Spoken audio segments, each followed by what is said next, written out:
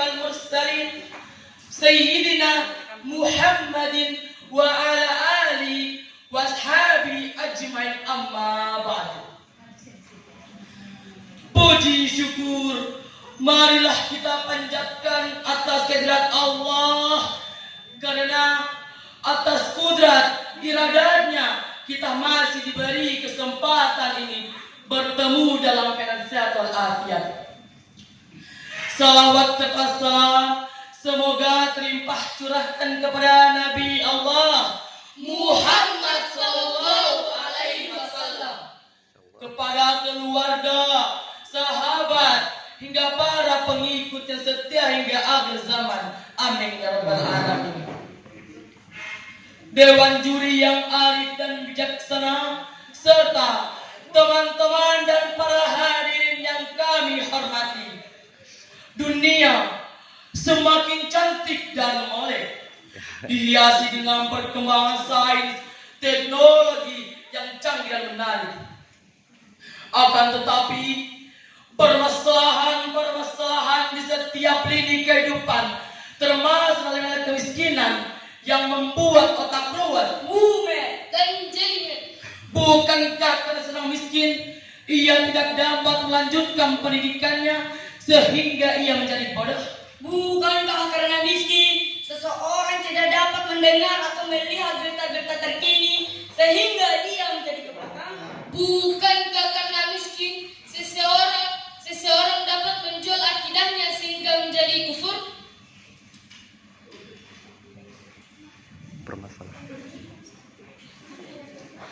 Permasalahan ini terus dan terus berputar bagaikan kalimat syaitan yang tak ada pemecahnya.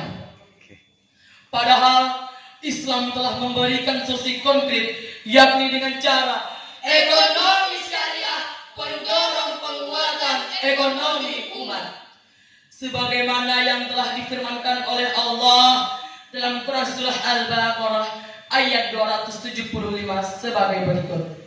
A'udzu billahi minasy syaithanir rajim. Bismillahirrahmanirrahim. Alladzina yaquluna ar-riba la yakumuna illa kama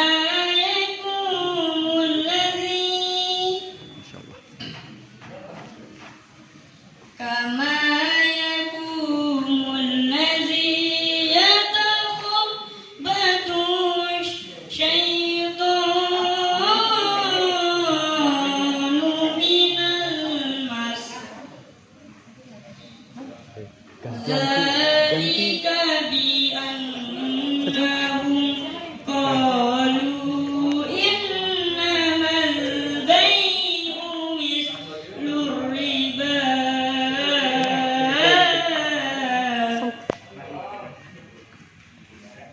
wa ahallallahu al-bay'a wa harrama ar-riba. Faman ja'ahu mau'izatun mir rabbihim fantaha falahu ma salaf wa amruhu ila Allah.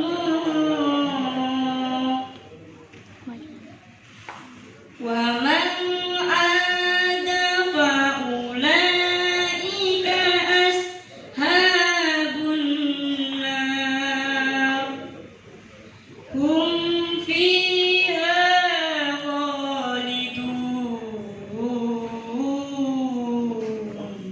Aku berlindung kepada Allah dari godaan syaitan yang terkutuk dengan menyebut nama Allah yang Maha Pengasih lagi Maha Penyayang.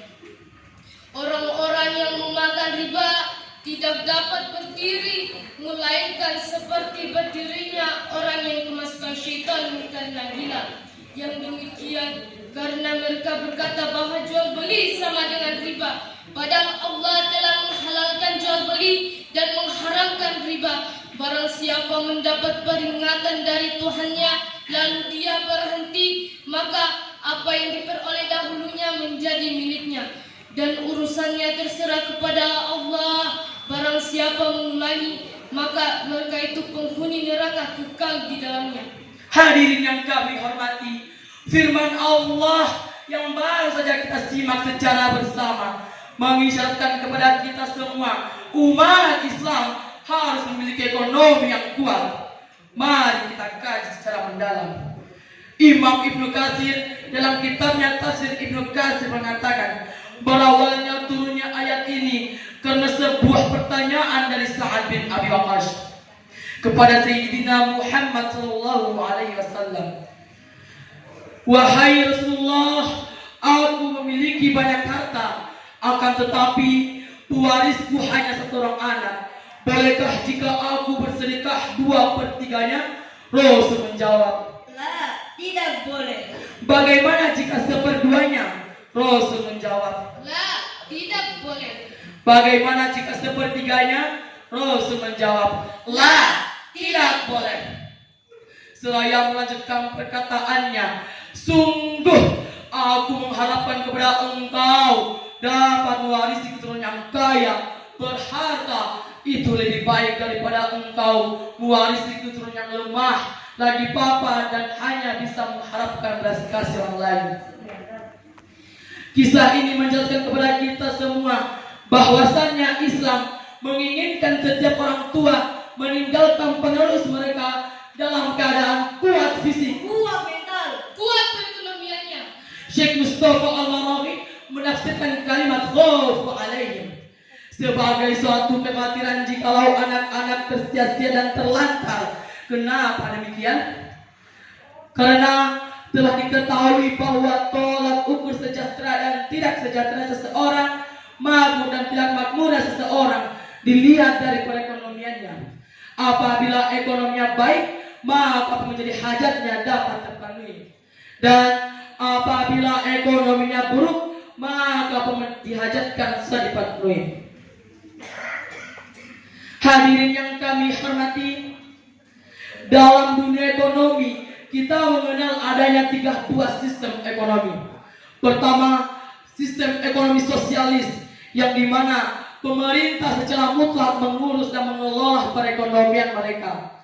Kedua, sistem ekonomi kapitalis yang dimana setiap individu, setiap wirausahawan berhak mengurus dan mengelola perekonomian mereka. Ketiga, sistem ekonomi Islam yang dimana diangkat ke permukaan hanyalah nilai-nilai ukhuwah dan nilai kebersamaan.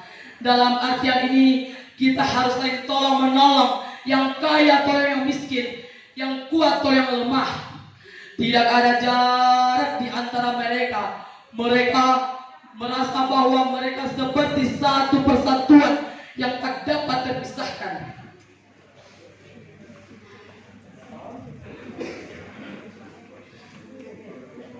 Hadirin yang kami hormati, bagaimanakah cara teknis dan merealisasikan prinsip ini? Sebagai jawaban, marilah kita renungkan firman Allah dalam Quran surah Az-Zariyat ayat 19 sebagai berikut. Wa fi amwalihim haqqul lisan. Wa fi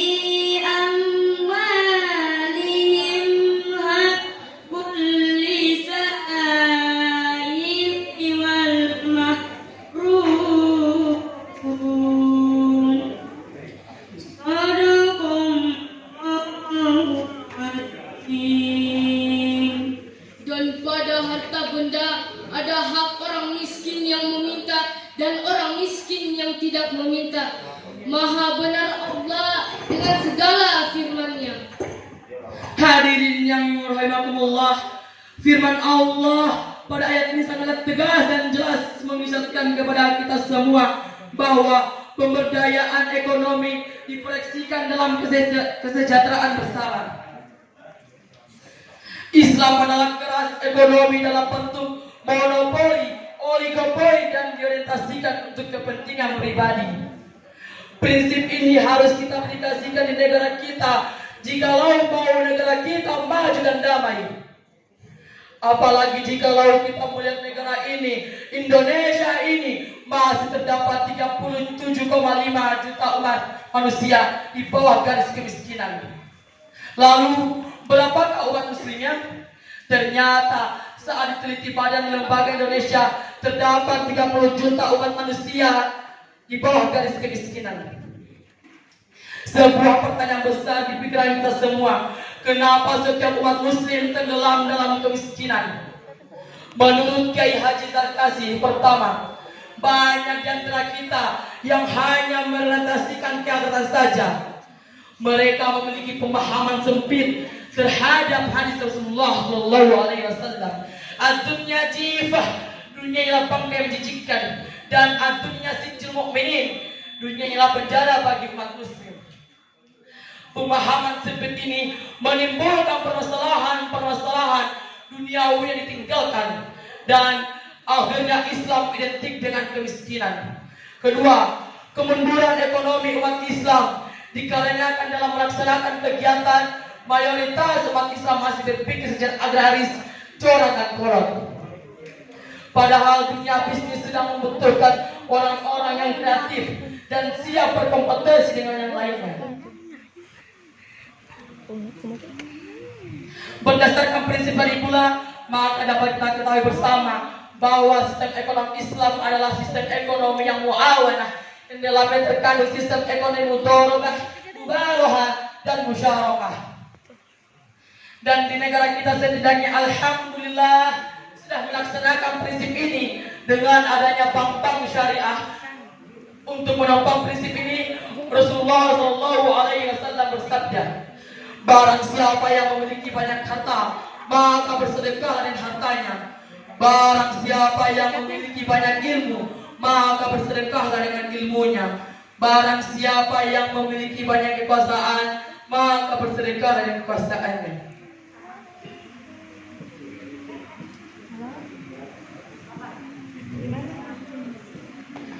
Untuk itu kami mengajak seluruh umat muslim untuk bersama-sama mengaplikasikan sistem ekonomi ini. Maka yakni dengan cara pemberdayaan ekonomi, maka menjadi segala kebodohan, keterbelakangan, dan kekufuran akan hilang secara sendiri. Untuk itu marilah kita berdoa kepada Allah, semoga diberi kelancaran dalam beraktivitas. Amin, amin ya rabbal alamin. Akhir kata kami ucapkan billahi taufiq wal hidayah. Wassalam.